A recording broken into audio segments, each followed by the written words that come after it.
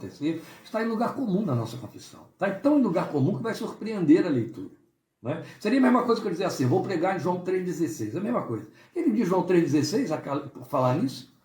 Deus amou de tal maneira, deu seu Filho unigênito, todo aquele que nele crê, mas tem a vida eterna. Se eu fosse dizer, vamos pregar João 3,16, você vai dizer, mas eu já estou convertido, já cansei de saber disso, já glorifiquei a Deus, já agradeci. Se eu dissesse, vamos pregar hoje o Salmo 23,1, a mesma coisa, não é? O Senhor é o meu pastor, nada me faltará. Mas por que? A gente sabe tudo, até nos filmes, né? Tem alguém morrendo, eles falam Salmo 23 e tal. É um texto semelhante a esses dois que eu acabei de citar. Está em lugar comum na nossa confissão. Mas da mesma maneira como João 3,16 jamais poderia estar em lugar comum, e nem Salmo 23, 1, 2, 3, 4, 5 e 6, este texto que vamos ler em Romanos, que eles já viram antes de vocês, porque está aí na página, que caiu, viu, gente? Houve uma perda de conexão, a porta estava fechada, acho, eu tenho que arranjar uma desculpa, o sinal quebrou, daqui a pouco vai cair de novo, mas a gente volta. E aí você já sabe que é o segundo vídeo que está aí, porque caiu o sinal. São os tropeços da vida da inteligência artificial. Então, o que acontece é que eles não sabem ainda do texto. E eu estou dizendo para eles agora que está em Romanos, capítulo 1, versículos 16 e 17. Nós vamos ler os dois versículos, vamos orar, como fazemos sempre, e considerar esta palavra cujo tema vocês já viram aí, até os que comunicamos, né, tínhamos anunciado o poder do Evangelho. É exatamente isso de que fala Romanos 1, especialmente versículo 16. Não é? E nós vamos então ler o texto, eu vou ler aqui na NVI, e logo em seguida vamos orar e considerar a palavra de Deus. Não me envergonhe do Evangelho, porque é o poder de Deus para a salvação de todo aquele que crê. Primeiro do judeu, depois do grego. Porque no Evangelho é revelada a justiça de Deus, uma justiça que do princípio ao fim é pela fé, como está escrito, o justo viverá pela fé. Viram como é um texto comum? Todos vocês já cansaram de ler, de ouvir, especialmente a última linha do versículo 17, né? O justo viverá pela fé. Mas em paralelo ao o justo viverá pela fé, que aparece lá em Abacuque 2,4, se repete em Gálatas e se repete em Hebreus 10, você tem aí o Evangelho é o poder de Deus para a salvação de todo aquele que crê. Quem não conhece isso de cor, repete, canta, não é? Daí a gente dizer que cai em lugar comum, porque é assim mesmo. Os versículos fáceis, muito promitentes, eles incorrem no risco, e sempre estão dentro do risco, e cumprem o risco, de cair em lugar comum. E aí eles se esvaziam de seu significado. E como nós estamos, ainda não orei, tá? Como nós estamos fazendo uma caminhada de preparação dos nossos estudos para o segundo semestre em Romanos, mais uma vez estou vindo a Romanos. Estivemos em Romanos, estamos em Romanos de novo. É evidente que é quase uma inevitabilidade. Por outro lado, coincidentemente é o capítulo 1, mas eu não estou examinando Romanos capítulo 1. Romanos tem 16 capítulos, tá certo? Então, o fato de que estamos chegando em Romanos capítulo 1, versículos 16 e 17 para pregar, não quer dizer que é porque estamos lendo Romanos, mas porque Deus pôs esta palavra em nosso coração, que coincidentemente está na carta aos Romanos, ou ele então alçou lá de dentro do nosso escaninho de leitura, já que estamos fazendo leituras em cima de Romanos. Vamos orar e vamos então considerar esta palavra, o poder do Evangelho. Obrigado, Pai, por Tua palavra. Obrigado porque ela já se anuncia poderosa. O Evangelho no qual cremos, que temos confessado, que a grande maioria dos confessores tem obedecido, ainda que não na sua totalidade, é poder de Deus. E talvez nos falte alcançar o significado profundo desse poder. Quanto comunica esse poder à nossa vida? Talvez a gente tenha ficado só com a ideia de que poder para salvar. Eu já estou salvo. Amém. Isso se cumpriu. Meu Senhor, nós queremos hoje ser levados às profundidades da graça, da revelação desta palavra. De maneira que, se não em todos, mas muito especialmente naqueles que mais necessitam, ela produza o mesmo impacto de vidas que marcaram a história da fé evangélica por causa deste versículo, desta proclamação que estamos acabando de ler. Pedimos que na Tua infinita misericórdia tu venças e ultrapasses os nossos limites, nossas fraquezas, e nos faças conhecer de perto o som desta palavra, das novas do Evangelho. O Senhor nos faça entender, por tua graça e pelo mover do teu Espírito, o que a nossa paz pertence, o que a nossa fé diz respeito e que é necessário para nos alimentar. De maneira que nenhuma mente divague, nenhum coração filtre, nenhum coração levante resistência ao mover do teu Espírito e à sua voz, pelo poder da tua palavra, do teu Evangelho, no santo nome de teu Filho Jesus. Oramos e te agradecemos. Amém. É evidente que eu acho que eu não poderia dar outro tema para esses dois versículos de Romanos 1,16 que fosse além ou fosse menos do que o poder do Evangelho. Que é exatamente o que Paulo está comunicando e que a gente quer considerar aqui, quando ele diz isso. Não me envergonho do Evangelho. E, aliás, aqui nós precisamos já esclarecer uma coisa que é muito importante. As formas como Paulo trabalha muito a língua grega, que no português cumpre da mesma maneira, né? Daí a grande, profunda sabedoria do Espírito de Deus. Nós temos regras gramaticais no português, e não foram os tradutores que teriam esse dever que fizeram com que essas regras usadas por Paulo na língua original se cumprissem no português. Não foram. É verdade que o português, como as línguas latinas, herda muita coisa do grego, tem muito da sua influência, da sua estrutura, mas nem por isso vai cumprir regras gramaticais e figuras de linguagem. No entanto, as regras usadas por Paulo, algumas nos escapam, mas na sua grande maioria, elas entram no português e funcionam perfeitamente. Aqui nós temos uma figura de linguagem chamada litotes, pouco conhecida, pouco usado para quem estuda a língua, para quem estuda português, onde você quer dizer algo usando o contrário, fazer uma afirmação pelo contrário. Então, quando ele diz assim, não me envergonhe do Evangelho de Cristo, o que ele, na verdade, está dizendo é, eu me glorio no Evangelho de Cristo. Entende? É uma forma de você comunicar com mais ênfase, criando um impacto pelo contrário. Entendeu? Quando a gente diz assim, por exemplo, longe de mim pensar tal coisa, por aí vai. Então, o que ele está dizendo é, eu me glorio no Evangelho de Cristo, porque é o poder de Deus para a salvação de todo aquele que crê. E salvação de todo aquele que crê. Não é? Eu acho que a Nara precisa entrar, né? Porque está gelado lá fora. E aí complica. Pronto, obrigado, desculpa. Pois bem, e aqui nós temos então Paulo nos trazendo essa informação. O Evangelho é o poder de Deus. O que eu quero para introduzir, então agora que eu vou introduzir a nossa mensagem, compartilhar com vocês, e que é muito importante informação, claro que alguns aqui a têm já de antemão, mas nem todos têm, não é? É o fato de que esta pequena expressão, ela se cumpriu de forma muito literal e física na vida de alguns nomes muito importantes na história do cristianismo. O primeiro nome, é claro, depois de Paulo, né? Mas que foi impactado com esta revelação, é evidente porque foi Paulo quem escreveu, e então alguém que a recebeu já escrita, foi Agostinho, Santo Agostinho, conhecido como Santo Agostinho, um dos, a gente chama de patrícios, um dos pais da igreja, que exerceu influência e exerce até os dias de hoje, né? Uma grande influência, grande parcela da igreja católica, de forma que você até hoje ouve falar dos agostinianos, os que seguem as regras de Agostinho. E um grande agostiniano, quem foi um grande agostiniano, que passou pela mesma experiência de Agostinho quando leu a carta aos Romanos? Martinho Lutero.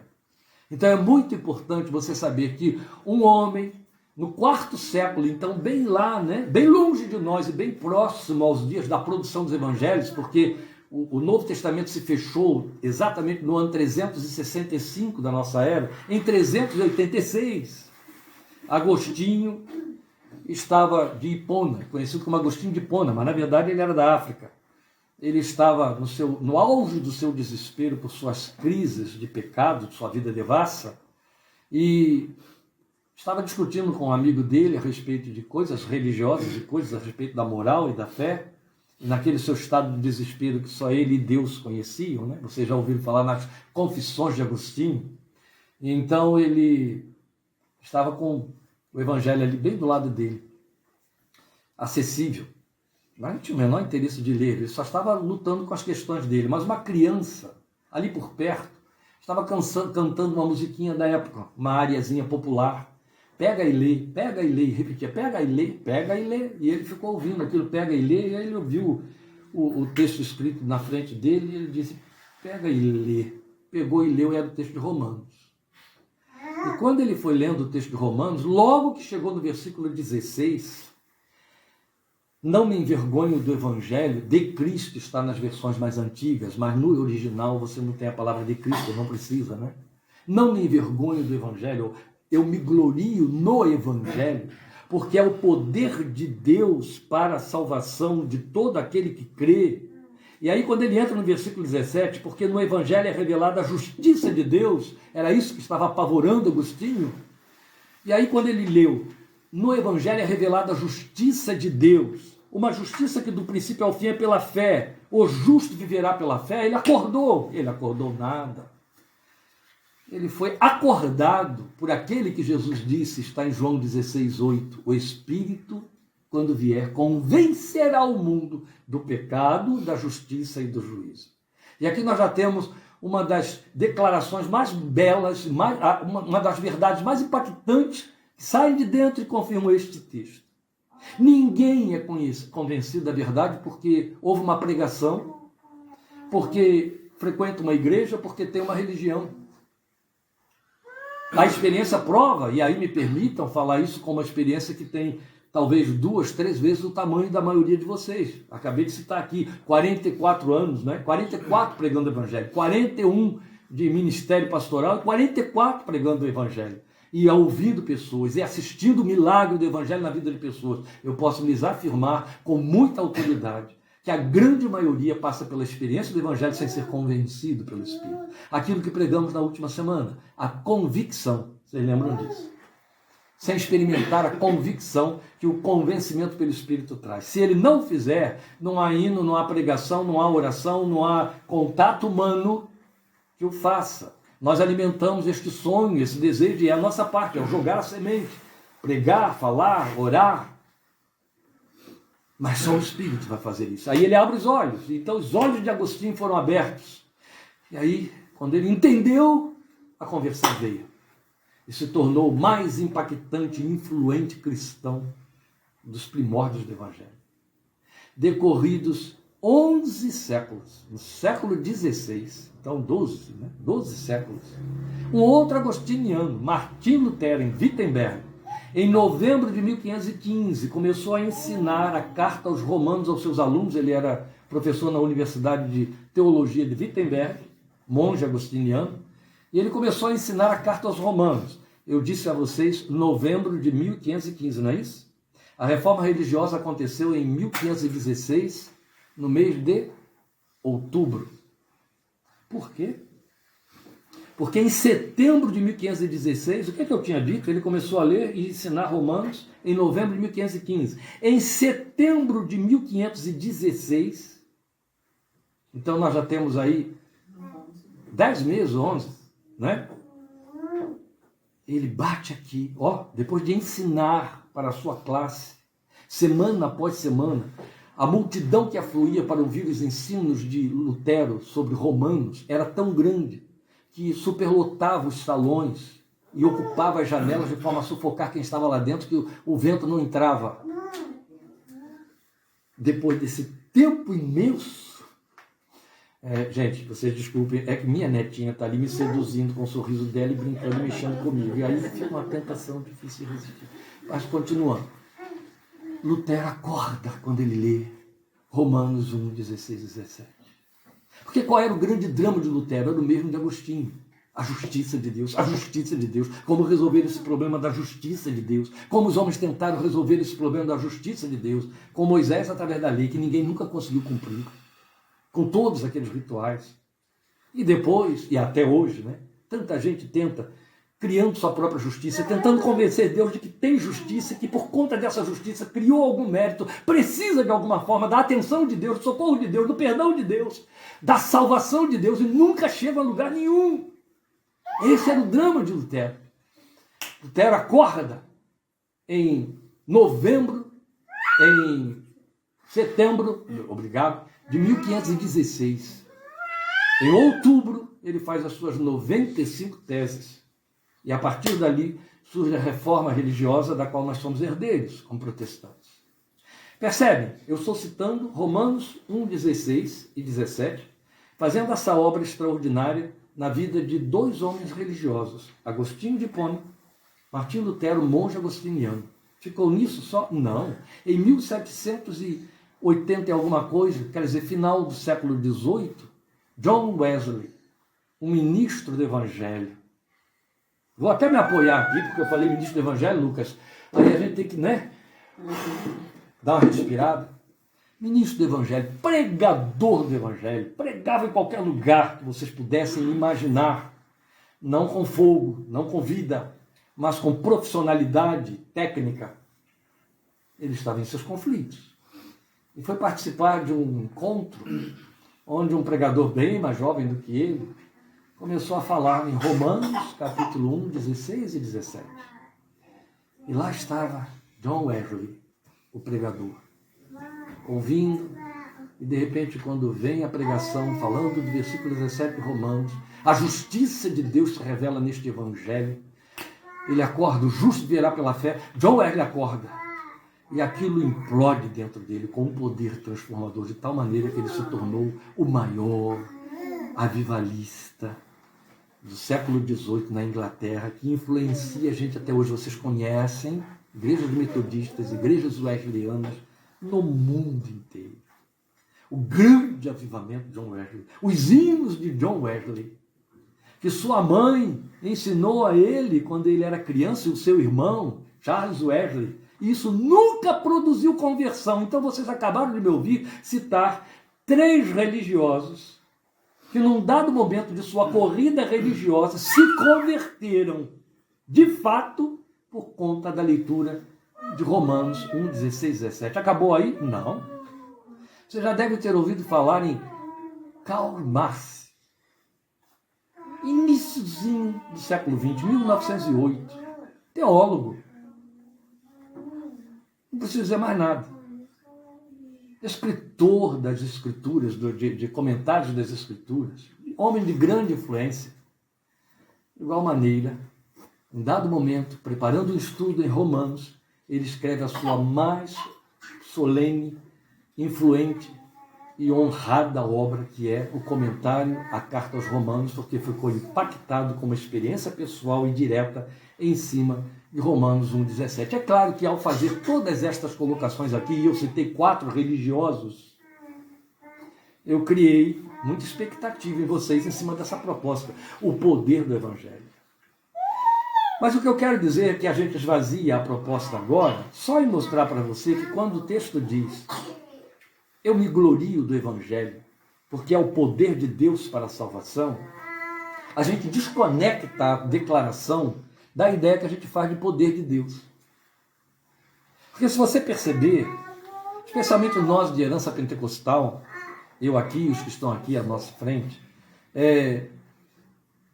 esvaziamos muito uma ideia de um poder para salvar. Porque fazemos uma conexão com o poder fenomenal de Deus. E é isso que fica valendo de poder. E é disso que se servem os pregadores dos dias de hoje, especialmente os que criam vastos grupos e denominacionais, aqueles que são preenchidos por lacunas de milhões de seguidores, ao anunciar e falar de um poder que pode e é verdadeiro na sua grande maioria das vezes, mas que nem de leve arranha em comparação com essa declaração de Paulo em Romanos 1,17. O poder para curar, o poder para transformar, o poder para libertar, o poder para resolver problemas financeiros, problemas afetivos, problemas... Tá entendendo? Aquele mesmo poder que você consegue na benzedeira da esquina, mamãe menininha do Gantuá, com o babaô de chá ali, aquele mesmo poder que realiza coisas. Senhora de Lourdes, Senhora de Fátima, Senhora Aparecida, com todo o respeito que temos por todas essas senhoras, esse mesmo poder de milagre que leva as pessoas a levarem lá sua gratidão na forma de objetos de cera, representando o que foi curado, etc. É esse poder que se apregou nas igrejas evangélicas também.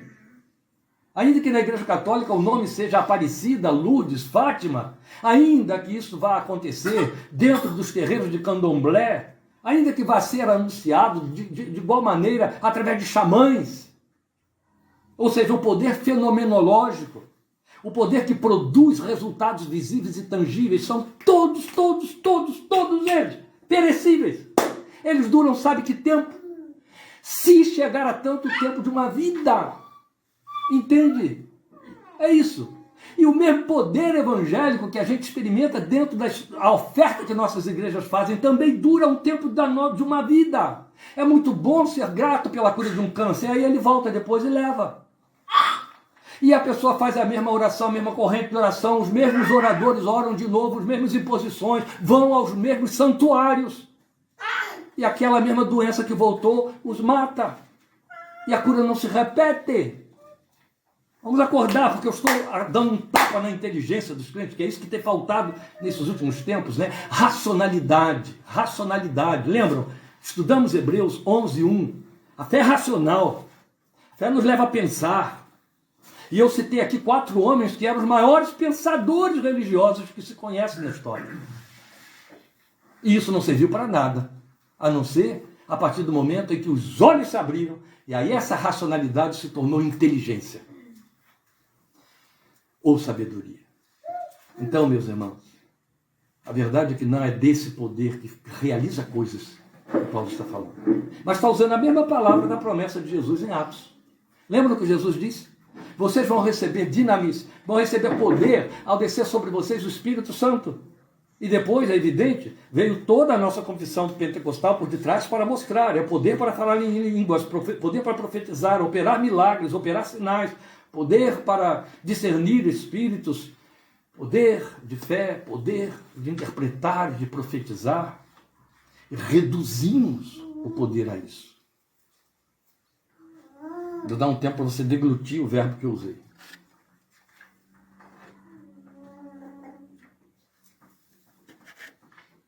Paulo está usando a mesma palavra. Mas o que eu reafirmo em cima de tudo que eu já disse é que não há termos de comparação entre esse poder que ele anuncia aqui e o poder que nos leva a encher os salões de culto na busca pelos seus efeitos.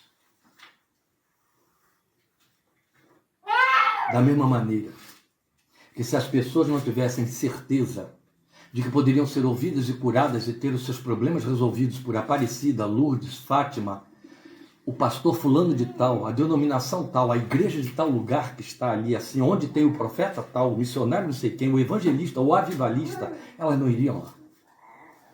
Porque, na verdade, o que as leva lá não é o desejo de ter uma intimidade com aquele a quem adoram. É receber uma bênção, uma graça, um favor, qualquer o nome que você dê. Diga para essas pessoas que nada disso vai acontecer. Elas vão assistir, não tem mais Faustão, quem é agora no lugar dele, não sei, não importa, mas vão assistir aquele que estiver lá. Entende? Mion,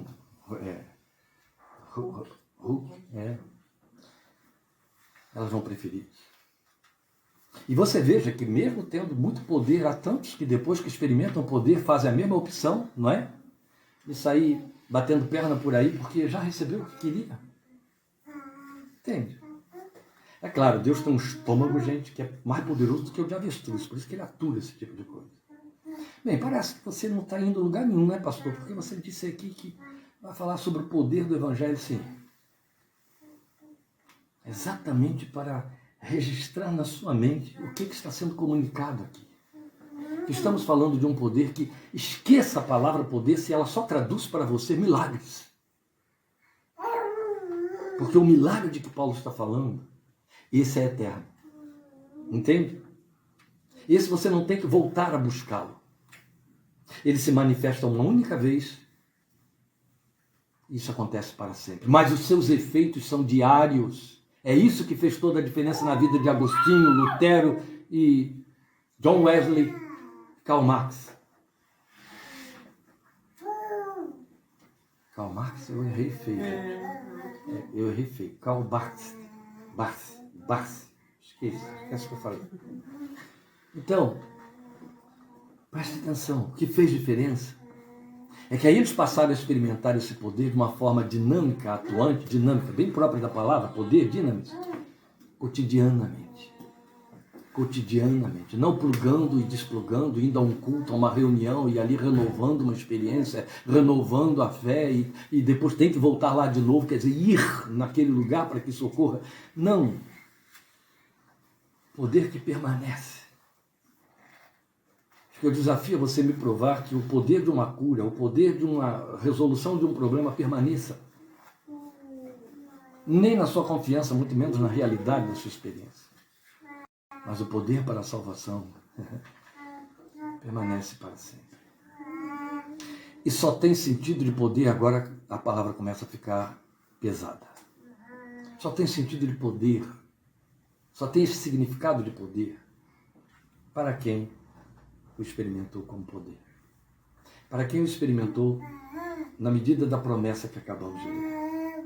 Então veja,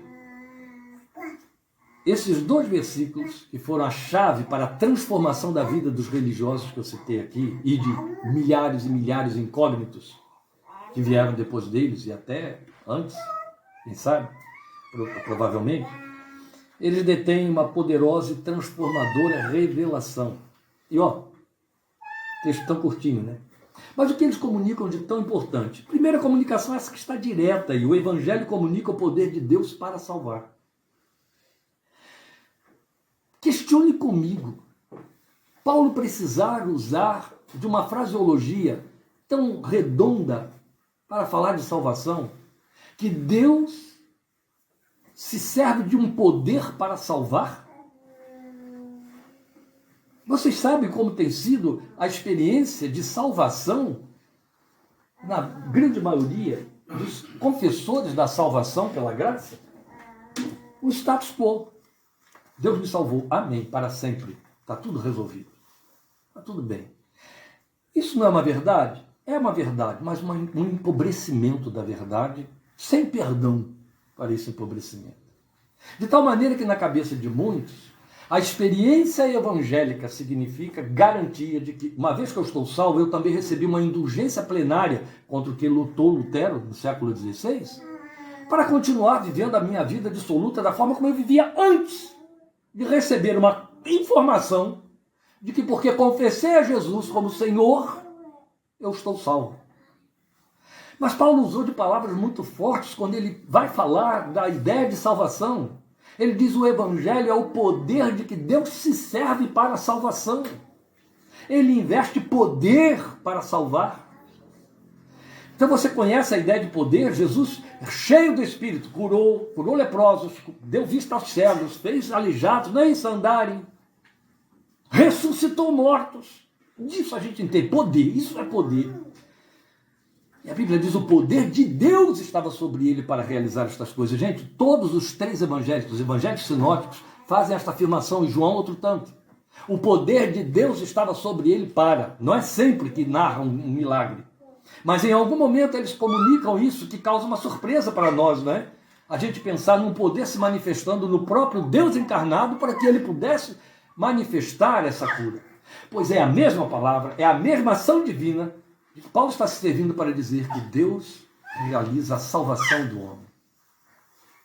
Por que precisou usar de poder para salvar?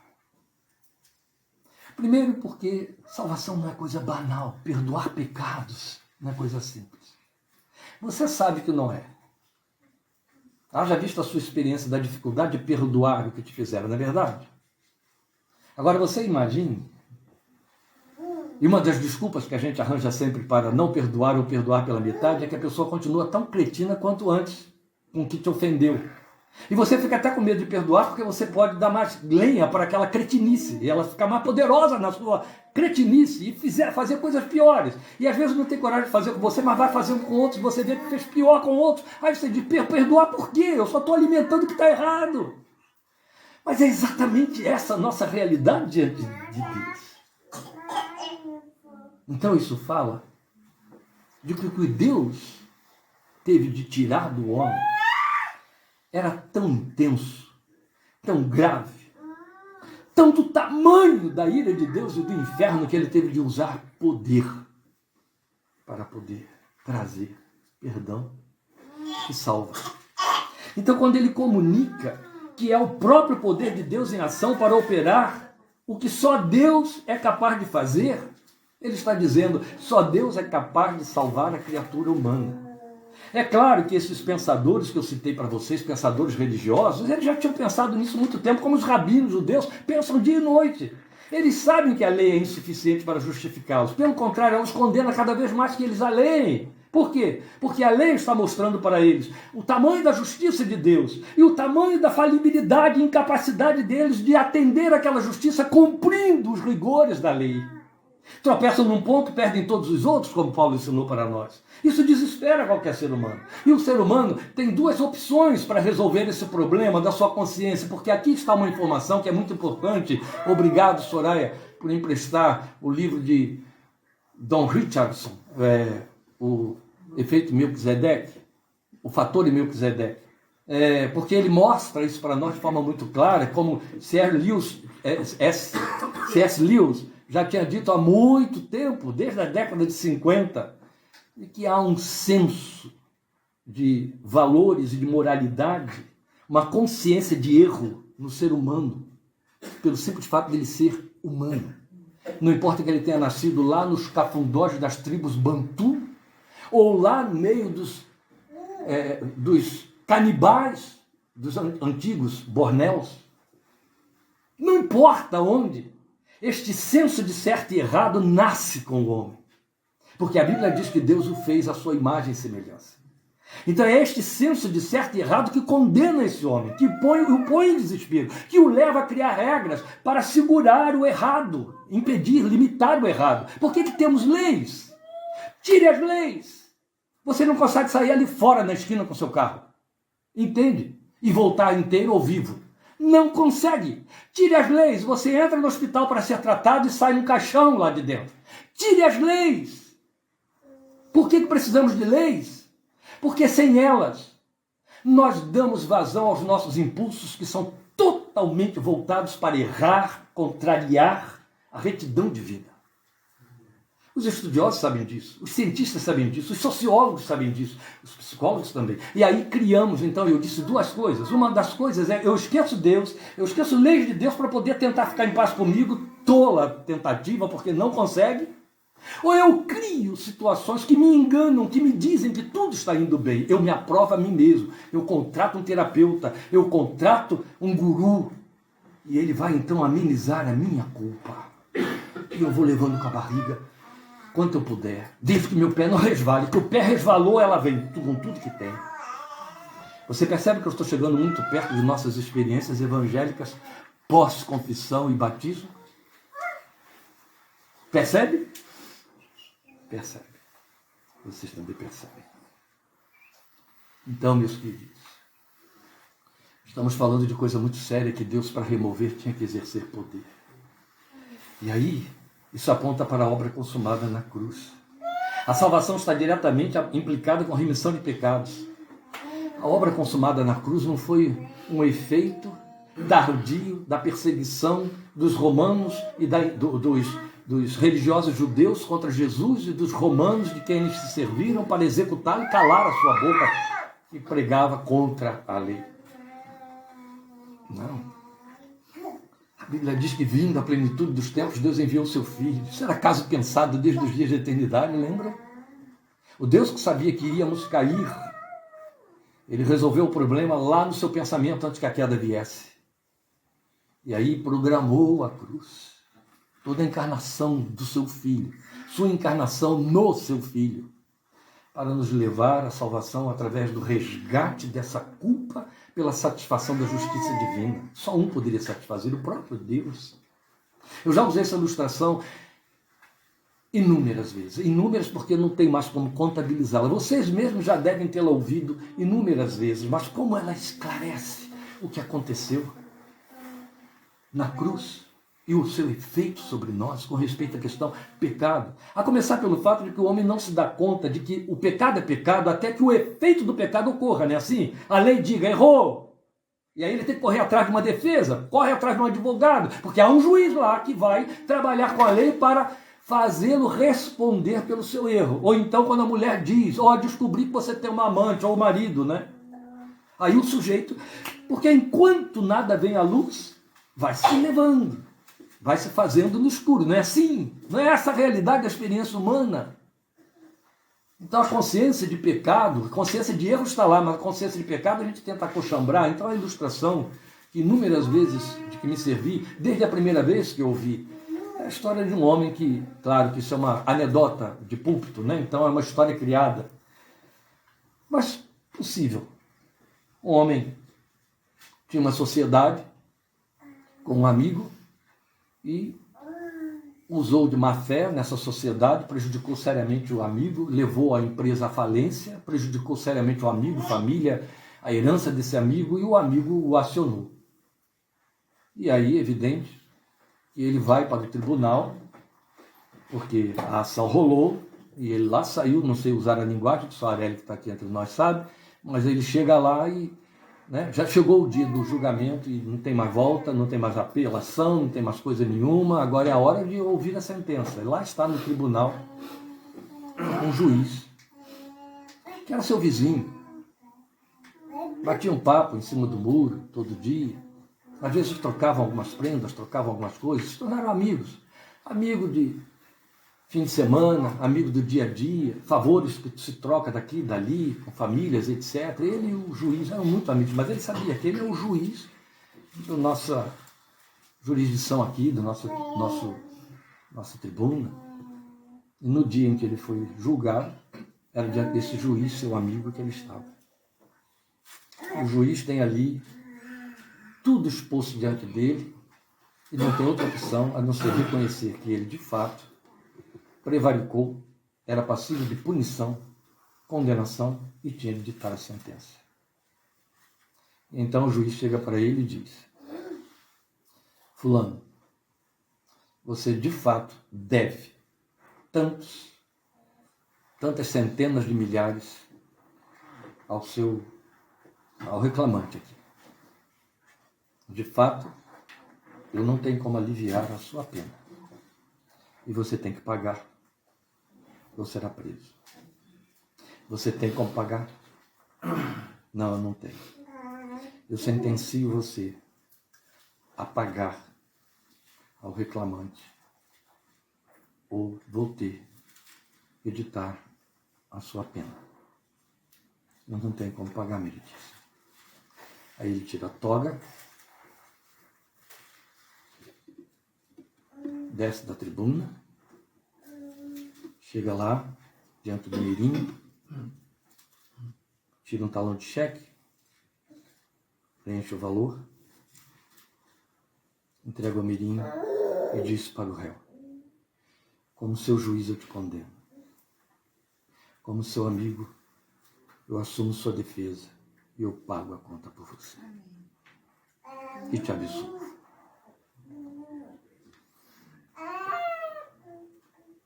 Foi isso que Jesus fez. Nosso pecado não tem outra opção a não ser condenação eterna. O Deus que nos ama é justo e é reto. Ele não pode faltar a si mesmo. Já lembram desse texto? Se formos infiéis, ele permanece fiel. O nome disso é retidão. E retidão significa justiça. É isso que significa justiça. O Evangelho revela a justiça de Deus. Deus é reto. Mas nesse seu amor, ele resolveu o problema. Ele nunca vai poder pagar. Eu vou pagar. E o absolvo da pena. Se isso funciona ou vai funcionar em algum tribunal algum dia, não sei. Mas funciona na fé. É disso que Paulo está nos falando. Isso moveu um poder de Deus muito grande, gente. Um poder que nos levou a ouvir sobre a cruz um grito que dizia: tenho sede. Mas antes de dizer tenho sede, o primeiro grito que saiu da garganta do Filho de Deus não foi ai de mim, como os outros gritavam. Se você assistir aquele filme Ressurreição, há uma cena que mexe comigo até hoje. É quando o soldado que foi comprado pelo Sinédrio, porque teve que mentir a respeito da ressurreição, e ele dizia, ou um dos soldados que estavam lá, já não me lembro mais qual é: eu não aguento, eu não suporto ouvir os gritos, eu não aguento ouvir os gritos, porque o O crucificado, enquanto tinha fôlego, gritava sem cessar. Alguns ficavam pendurados na cruz 11 dias, até morrer por inanição ou tétano. Era a pior de todas as agonias. Tente imaginar seu corpo pendurado, esticado. Você sabe, você que já atingiu aquele patamar nobre, né, Maria, de 50 anos, sabe o que significa corpo encolhido ou esticado. As dores musculares. E aí, o primeiro grito teria que ser, ai, não é? Me alivia. Tu não és filho de Deus? Desce da cruz para que vejamos e creiamos. As tentações pululavam, que nem pipoca. Mas o que saiu da garganta do Filho de Deus foi, Deus meu, por que me desamparaste? Era o próprio Filho dizendo para o Pai, neste momento, eu tenho que ser execrado. Neste momento, toda a tua ira sobre o pecado do homem a quem amaste, a ponto de fazê-lo superior aos anjos. A Bíblia diz pouco menor do que os anjos, mas quando eu digo superior é no sentido de que foi feita a imagem e semelhança de Deus, o que nunca foi oferecido a anjo algum. Essa ira tinha de ser satisfeita, essa justiça, retidão de Deus. E ninguém poderia ocupar esse lugar a não ser o próprio reto, o justo, que nesse momento foi declarado culpado no nosso lugar. E foi essa culpa, e foi essa ira, e foi esse abandono que ele gritou para que nós parássemos de gritar para sempre. Por que me desamparaste? O nome disso é poder. Efeitos da festa, gente, esse barulho que vocês ouviram aqui. O nome disso é poder. Poder que se manifesta e que está registrado no Evangelho. Então, na verdade, meus amados, qualquer coisa que você ouvir falar sobre poder divino que seja efeito, poderá ser medido com esse poder de jeito nenhum. Nunca. Será sempre apenas decorrente, será sempre apenas efeito, por mais extraordinária seja a sua manifestação. Então, muito mais que curar corpos, resolver situações difíceis da vida, nada se compara ao poder transformador da vida que o Evangelho opera. Porque este é o ponto. Vocês me ouviram começar a dizer que nós banalizamos, não é? Cai em lugar comum e fica parecendo no status quo. Eu estou salvo, amém? Não estou menosprezando, mas fica mais ou menos no limiar daquele corinho que a gente ensinava às crianças, né? Quem é salvo e tem certeza, bate palma, pelo amor de Deus. Bater palma porque é salvo e tem certeza? Não. Voltaire disse, se eu pudesse crer nisso que vocês creem e confessam, eu passaria o resto da minha existência me arrastando de joelhos. Por gratidão, não é batendo palma, assoviando ou pulando, porque tenho certeza. Não estou desprezando o cântico, eu estou querendo impactar vocês com aquilo que eu chamo de inteligência evangélica, né? Já que se fala tanto de inteligência artificial, a verdadeira. Porque o Evangelho entra e transforma. Ele não entra e comunica, você está salvo, amém. Não. Ele entra e pareia você com o seu poder. Entende? Com o efeito do poder. Não é apenas uma questão de a paz com Deus que Paulo fala. É a paz com Deus que se reproduz em comunhão com Deus. Comunhão com Deus. É com que vamos fechando aqui as nossas comunicações deste Evangelho de que Paulo fala. Então o Evangelho comunica a justiça divina. Eu acho que eu já entrei aí ao dar este exemplo do tribunal, ao falar da retidão de Deus. Eu quero só trazer isso aí com um pouco mais de ênfase na sua mente. O sentido de justiça divina. É onde houve dificuldade para Lutero, para todos os outros, até que o Espírito de Deus abrisse os seus olhos. Então aqui está a chave mestra da revelação da graça. A justiça divina revelada no Evangelho. É isso que Paulo está dizendo aqui. No Evangelho é revelada a justiça de Deus. Uma justiça que do princípio ao fim é pela fé. Quando ele diz do princípio ao fim, ele está dizendo desde o momento em que eu confesso até o fim da minha existência, ela é pela fé. Mas esse princípio também pode significar o princípio do primeiro confessor da justiça pela fé, que se chamou Abraão. Creu Abraão em Deus, e isso lhe foi imputado, colocado sobre ele como justiça. E foi assim que nós nos tornamos também descendentes e herdeiros da fé que teve nosso pai Abraão. Não é isso que a Bíblia fala para nós? Então, na verdade, foi isso a grande experiência dos homens que eu citei aqui, aqueles 4. Então, ela não fala da ira de Deus, mas da sua retidão. Eles estavam olhando para a justiça como sendo a ira de Deus. Ai, ai, a justiça de Deus me condena. Ai, a justiça de Deus me condena. Claro que a justiça de Deus condena. Porque a justiça de Deus, ao falar da retidão de Deus, fala da minha imperfeição, da minha distância total ou da afronta que eu faço a essa retidão. Então, na verdade, ela vai falar da transferência dessa justiça da parte de Deus para a vida do crente em Jesus. Esta foi a grande descoberta. Eles entendiam que a justiça tinha que ser de alguma forma satisfeita a partir deles. Como todo ser humano no mundo, e quanto mais religioso, mais o homem se complica com isso. Satisfazer a justiça de Deus. Nós ainda temos muitos crentes evangélicos de carteirinha carimbada que se atrapalham, que se embananam nisso aí.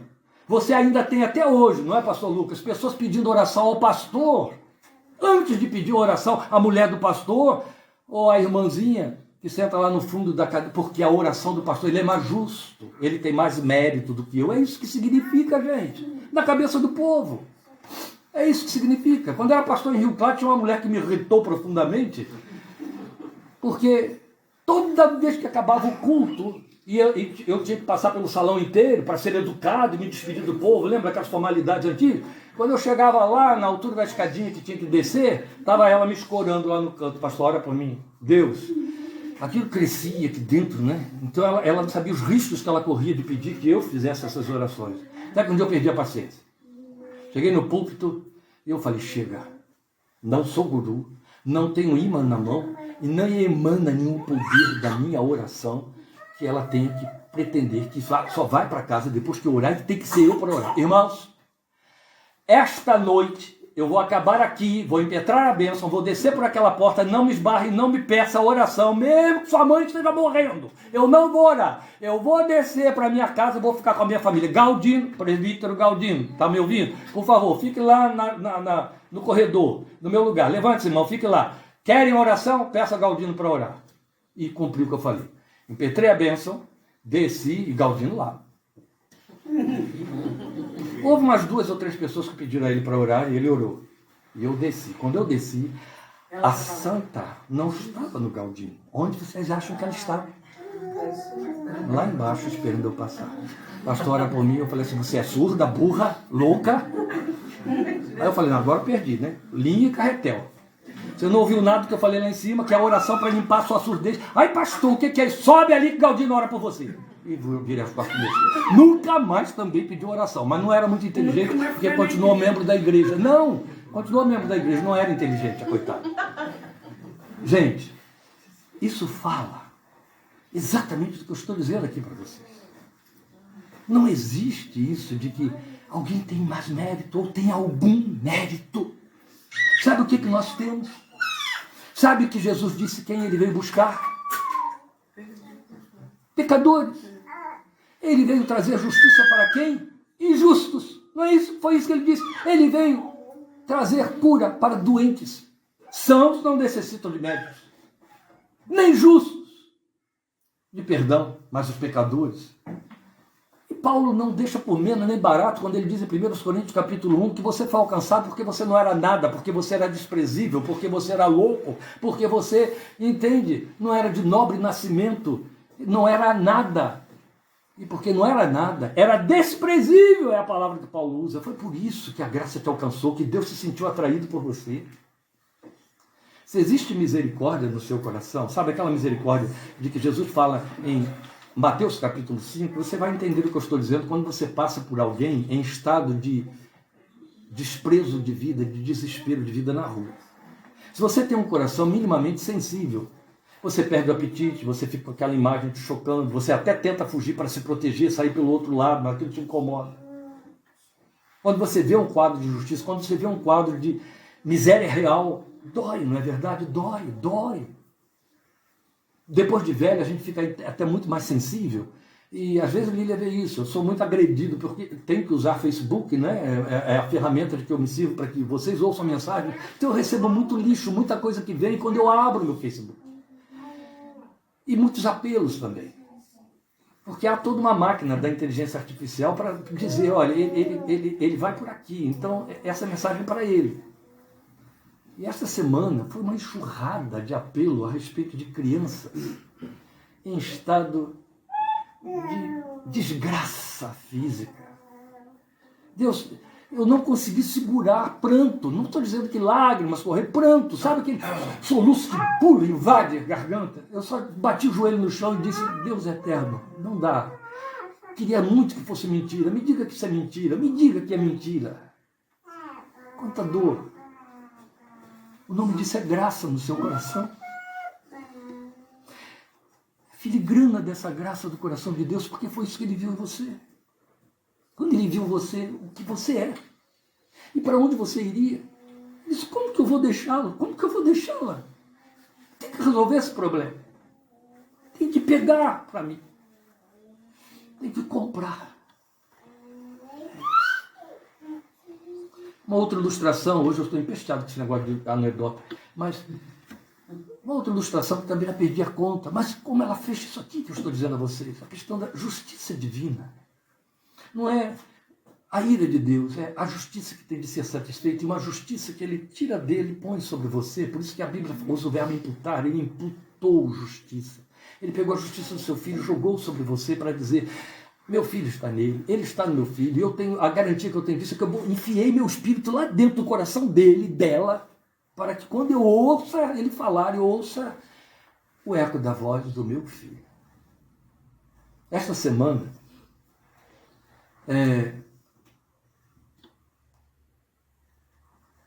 o filho de um pastor muito amigo nosso, vocês conhecem, ligou para falar comigo.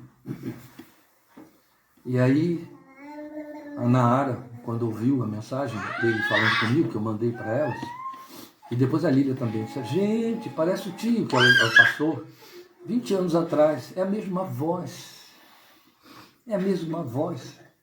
Quantas vezes eu liguei de longe para minha casa e o telefone atendia? Pois não, Lília. Não, pai, sou eu.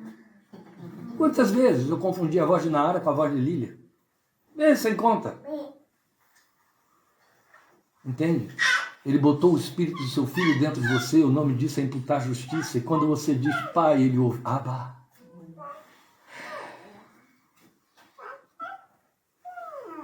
A outra anedota é a história do menino que ganhou um barquinho. E ele amou aquele barquinho. Era o xodó dele. Ele pegava aquele barquinho, todo dia brincava com o barquinho no rio, levava para casa, enxugava, guardava, botava num lugar especial. O dia amanhecia, ele corria para o rio para brincar com o barquinho. Ele amava o barquinho. Um dia ele se descuidou e o barquinho foi, e ele não conseguiu pegar, e o barquinho foi levado água abaixo e desapareceu de vista. Ele correu ao redor do rio, tentando achar o barquinho. Quem sabe ele travou em algum lugar, quem sabe ficou agarrado na margem, quem sabe. Mas aí viu que tinha cachoeiras e entendeu, ele desabou abismo abaixo. Eu não encontro mais. Perdeu o barquinho. Tristeza bateu. As manhãs já não eram mais as mesmas. Quando ele acordava, ele pensava no rio, ele ouvia o ruído das águas, e ele dizia, mas não tem meu barquinho. Não é o mesmo prazer. E aí aconteceu que alguém achou o barquinho. Uma criança qualquer, um adulto, achou o barquinho e ofereceu o barquinho ao dono de uma loja de brinquedos que tinha na cidade. O homem olhou, deu um valor qualquer por aquilo ali, pegou o barquinho, ajustou ele, pintou, enfeitou, pintou o pavão e botou na vitrine para vender. E aconteceu que o menino, que nunca mais esqueceu o barquinho, mas que tinha na memória o barquinho nu como ele era, como ele brincava no original, foi lá no centro da cidade e deu de cara com o barquinho pintado e ilustrado na vitrine. Olhou, meu Deus, como lembro o meu barquinho, meu Deus, é igualzinho ao meu barquinho. Aí entrou, moço, o senhor comprou aonde esse barquinho? Ah, fulano chegou aqui e me vendeu. Achou esse barquinho no rio. Moço, esse barquinho é o meu barquinho. Não, esse barquinho é meu. Eu comprei esse barquinho, ele me pertence. Eu limpei, eu pintei, ele chegou aqui sujo e eu botei ele desse jeito que está aí. Se você quiser o barquinho, você tem que pagar por ele. Eu pago, moço. Eu pago. Quanto que o senhor quer por ele? Quero tanto. O menino pensou, eu ganhei, era meu de graça, mas eu pago, pagou. Quando chegou do lado de fora, o barquinho pintado, não era mais aquele original, mas ele abraçou o barquinho, agora você é 2 vezes meu. Porque agora eu te comprei. Agora você é mais caro para mim. Entende? O nome disso é justiça que o Evangelho revela. Justiça de Deus. Mas ele começou tudo dizendo que o Evangelho é o poder para a salvação. E eu também disse a vocês aqui que não se trata de um status quo. É uma experiência que é dinâmica e você vive no dia a dia. É com que ele encerra. Quando ele diz aí no versículo 17, porque no Evangelho é revelada a justiça de Deus, uma justiça que do princípio ao fim é pela fé, como está escrito, o justo viverá por fé. Aí ele vai trabalhar com o conceito do emuná, de que fala Abacuque 2,4, fidelidade, fé. O meu justo vai viver pela fé, porque ele é justo, ele viverá pela fé. Sabiam que este é o sentido real de o justo por sua fé viverá? Porque ele é justo, ele vai viver na fé. Ah, meus irmãos, e aqui nós somos enlaçados, isso nos encrenca. Porque vai justamente firmar os argumentos com que eu comecei e com os quais agora eu vou estar terminando. Porque como se trata de poder de Deus, esta é a terceira comunicação, o Evangelho comunica a vida pela fé, e eu estou dando ênfase necessária, a vida pela fé. Como é o poder de Deus, esse mesmo Evangelho comunica que o justo pela fé agora só tem um sistema e princípio existencial pelo qual e no qual viver, que se chama fé. A fé. Perceberam? Conseguiram me acompanhar no que eu estou dizendo aqui, meus amados? Como, eu vou repetir, como se trata do poder de Deus. Então, o justo, agora, pela fé, só tem um sistema e princípio existencial pelo qual e no qual viver, a fé. Houve uma trasladação, você conhece essa linguagem de Colossenses, ele nos trasladou do império das trevas para o reino do Filho do seu amor. Houve um deslocamento de esfera espiritual, houve um deslocamento de princípio existencial. O seu princípio antes da fé era o princípio do estou no barco como todo mundo. Entende? O que vale para os outros vale para mim. Era o princípio de eu tenho que dar conta. Era o princípio de eu tenho de viver de acordo com dançar conforme a música. Eu estou num mundo físico e eu tenho que dar conta da existência que esse mundo cobra e impõe sobre mim. A fé entra no seu coração e diz, acabou. Esse princípio não tem mais poder sobre você. Você não tem mais que andar nele e se sujeitar a ele. Há um outro princípio, e é princípio. Há um novo princípio de vida, que agora dita as normas, que agora te fascina e te conduz e que determina como você tem de viver. Eu disse que isso nos encalacra e vou explicar. Porque exatamente conforme eu disse aqui, o significado real de Abacuque 2,4, que ele está citando aqui, aquele que é justo pela fé viverá, tem uma vírgula aí, não é aquele que é justo pela fé viverá, aquele que é justo pela fé viverá, entende? Porque ele é justo pela fé, ele viverá. Aí a gente traduz como, e é verdadeiro também, o justo pela fé viverá. Sem a vírgula. Entende? Então, viverá nele, nesse princípio, por conta e por causa do princípio. Ou seja, viverá na fé, por conta da fé e por causa da fé. Percebem o que estou dizendo aqui? Por isso que é princípio. Vai viver na fé, por conta da fé e por causa da fé. Em outras palavras, para a fé. Então aqui está o segredo e a explicação para paz, sucesso, descanso na vida, ou para o seu oposto. Isso esclarece tudo. Isso esclarece gabinetes pastorais, isso esclarece settings terapêuticos, isso esclarece confronto com gerentes de banco, isso esclarece tribunais, especialmente quando se fala de conflitos conjugais, divórcios e etc. Isso esclarece tudo na vida do crente. Entende? Eu repito. O segredo e a explicação para paz, sucesso e descanso na vida ou o seu oposto. O oposto foi o que eu citei. Se o justo vive por fé, isso significa na dependência totalizadora de Deus, da suficiência de Deus, da fidelidade de Deus. Estes são os frutos. paz, sucesso e descanso. Paz. Justificados pela fé, temos paz com Deus por meio de nosso Senhor Jesus Cristo. Mas você falou de sucesso, sim. Eu vim para que tenham vida e a tenham em plenitude. É a palavra perfeita. Plenitude, que foi traduzida, e eu diria então, uma derrapagem abundante.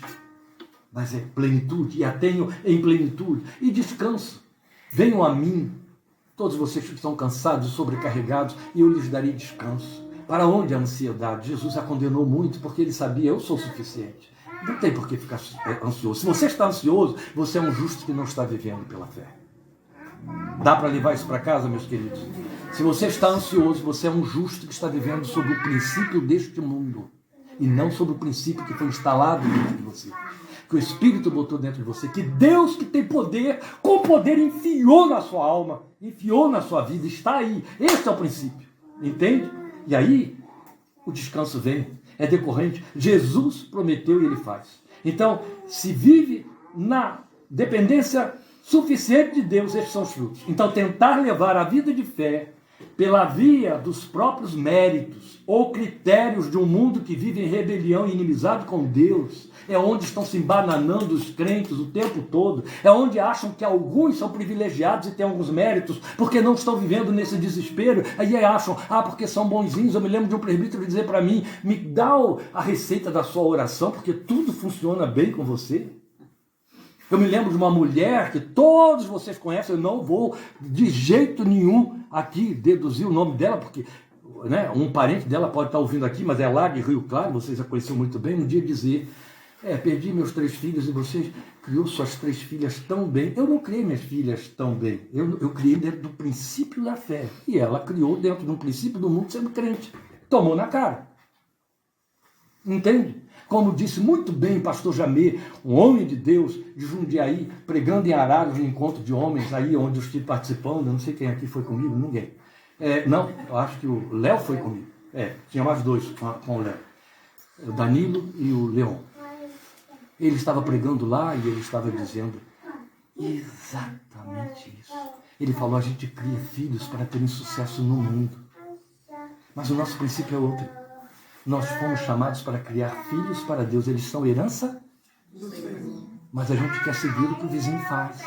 É o caso dessa mulher. Meu filho, minha filha tem tal diploma, está em tal país fazendo tal coisa, sendo bem-sucedido, já dei endereço aqui com tudo, né? Então, o que Jamê estava dizendo lá, se eu crio de acordo com o princípio do mundo, eu vou tomar na cara. Deus não tem compromisso, eu estou fora do princípio dele. Glória a Deus. Criei mal, mas os frutos são suficientes para eu entender que não criei no princípio do mundo. Entende? Glória a Deus. Pelo menos nisso aí eu e Lília não falhamos. Pela misericórdia de Deus, que nós não tínhamos outro princípio para dar, não é? A minha vida é uma vida de dependência de Deus desde o ano de 1971. De novo é efeito da festa, esse barulho que vocês ouviram. Desde 1971. Eu casei em 1989, Laís surge no mundo em 1990. Eu não tinha outro princípio. Pela misericórdia de Deus, o princípio com que eu casei foi aquele que entrou na minha vida dezenas de anos antes. Então não tinha outro princípio a oferecer. O problema do crente, meus amados, o problema do evangélico, meus amados, era o problema do Wesley, era o problema de Lutero, de Agostinho, de Karl Barth.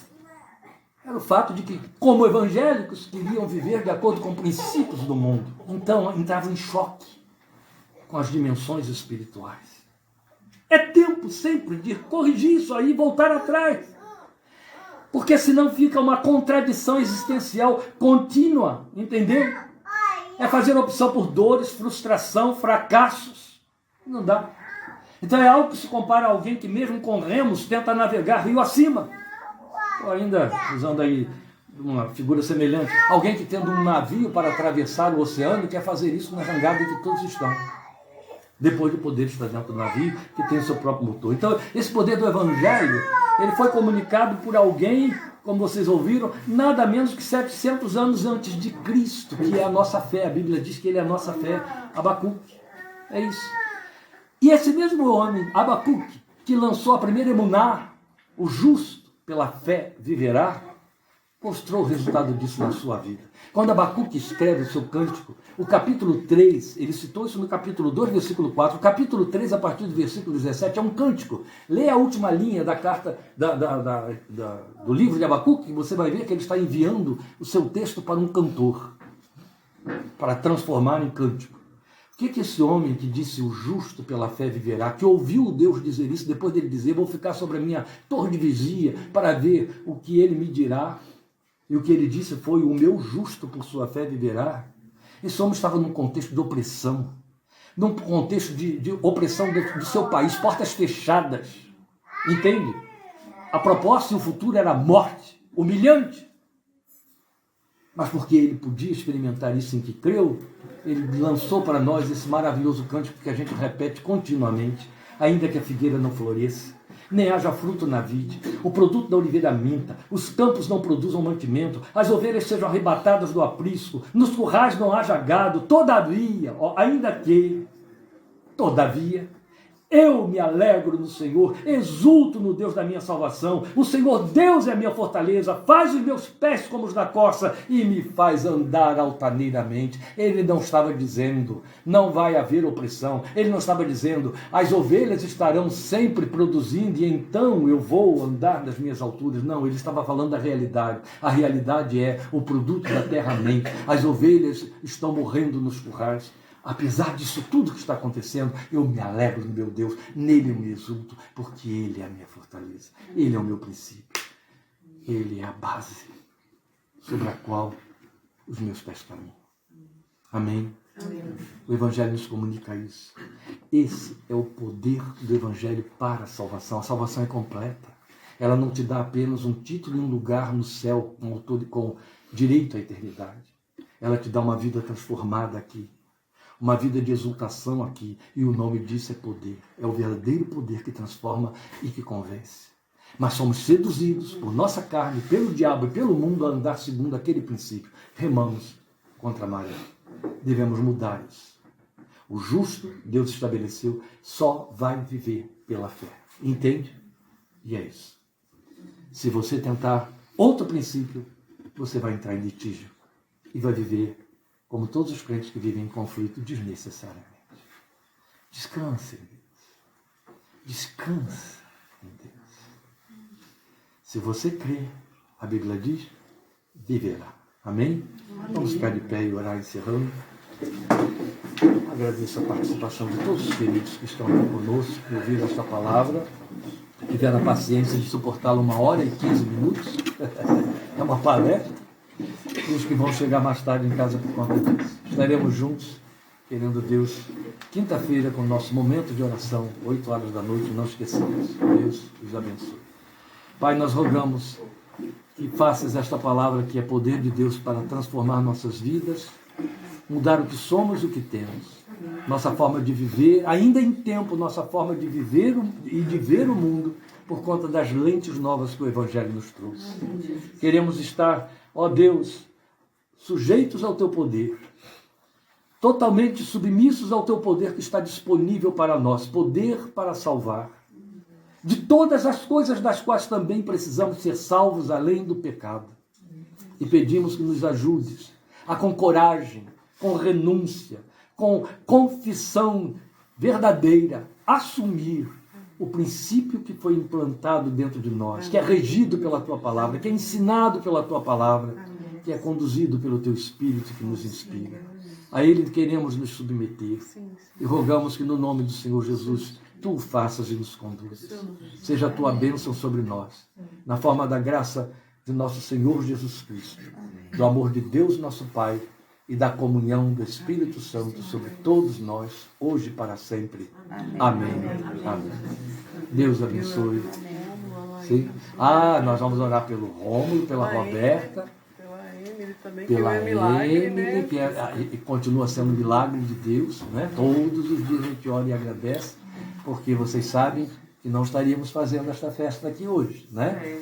O chá de bebê da Emily, que em nome de Jesus vai chegar e bem em setembro, porque ela estava sendo expulsa desse útero nos 3 primeiros meses da gravidez, né? Todos passaram conosco por esse momento de aflição, mas o poder de Deus se manifestou. Amém. Então nós vamos orar agora e eu vou pedir que então cheguem aqui o Rômulo e a Roberta. Ah, é o Rômulo só, né? A Roberta com o aniversário de casamento também teve. Ah, teve. Tá bem. 5 anos de casado. Ah, então tá. É junto? Tá bem. Então eu profetizei. Vem. Deus abençoe, meus queridos. Até quinta-feira, em nome do Senhor Jesus. Nós fizemos. Ah, foi mesmo. Vocês não estavam aí. Muito bem.